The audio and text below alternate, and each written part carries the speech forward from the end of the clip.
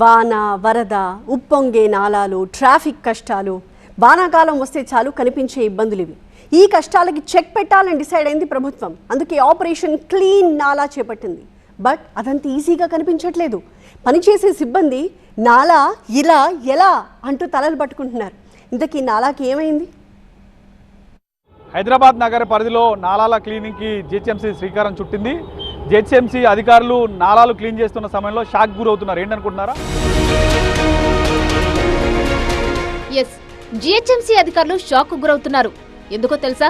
General గా మనం super market, shopping mall కి వెళ్తుంటాం. అక్కడ సూది నుంచి thermocol sheet, family size tub, cool drinks, style coolers గట్రా కొంటుంటాం. అవన్నీ ఇప్పుడు ఈ నాలాలో కనిపిస్తున్నాయి. అంతేకాదు sports items, Balu, bat, gloves, కిట్లు ఇలా అన్ని నాలాలో దర్శనమిస్తున్నాయి. మున్సిపల్ అధికారులు కాలనీలో తడి, పొడి చెత్త డబ్బాలు ఏర్పాటు చేశారు. వాటి వైపే చూడడం మానేసిన జనం ఇంట్లో ఉన్న వేస్టేజ్ ని అడ్డదిడ్డంగా నాలాలోకి విసిరేస్తున్నారు. ఫలితంగా సాఫీగా వెళ్లాల్సిన నీరు చెత్తా చెదరంతో ఎక్కడికక్కడ నిలిచిపోతుంది. వర్షాకాలానికి ముందే అప్రమత్తమైన ప్రభుత్వం వరద నీరు సాఫీగా వెళ్లేలా నాలా క్లీనింగ్ కార్యక్రమానికి శ్రీకారం చుట్టింది. జిహెచ్ఎంసీకి 43 కోట్ల రూపాయలు విడుదల చేసి పనులు వేగవంతం చేయాలని ఆదేశించింది. ఈ క్రమంలో కాంట్రాక్టర్లు శరవేగంగా పనులు చేస్తున్నారు. అయితే ఏ నాలా టచ్ చేసినా టన్నుల కొద్ది వ్యర్థాలు కనిపిస్తున్నాయి. వాటిని బయటకు తీసేందుకు సిబ్బంది పడుతున్న అవస్థలు అన్ని ఇన్ని కావు.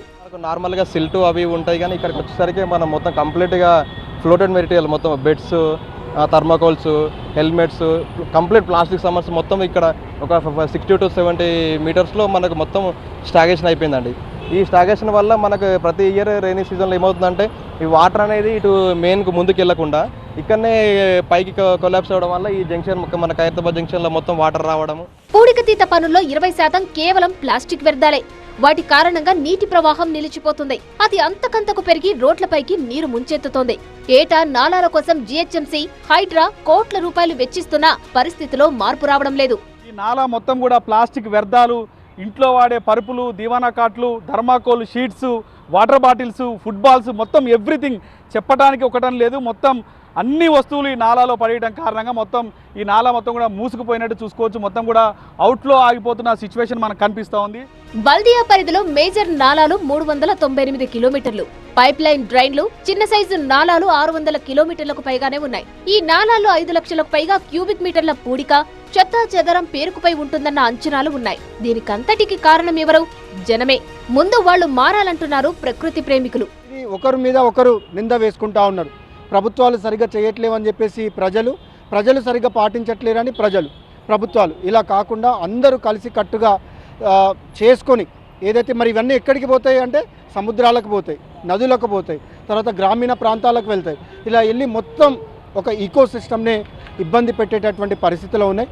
సో మరి ఇది చూస్తున్నటువంటి ప్రేక్షకులు కూడా వాళ్ళ గుండె బండరాయి అయిపోయినటువంటి ఆ గుండెను కూడా ఇవి చూసి అయినా వాళ్ళని కరిగించుకొని ప్రకృతి కోసం ప్రతి ఒక్కరూ పాటుపడాలని కోరుతా ఉంది. నిజానికి ముప్పుని మనమే కొని తెచ్చుకుంటున్నాం. తప్పులు మనమే చేస్తూ ప్రభుత్వం, అధికారులపై నిందలు వేస్తున్నాం. ఈ పరిస్థితి ఇప్పటికైనా మారాల్సిన అవసరం ఎంతైనా ఉంది.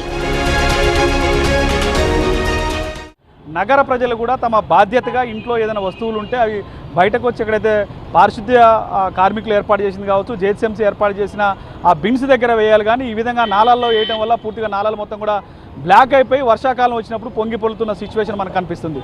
కెమెరా పర్సన్ సాయికిరణ్తో వాసు, TV9 హైదరాబాద్.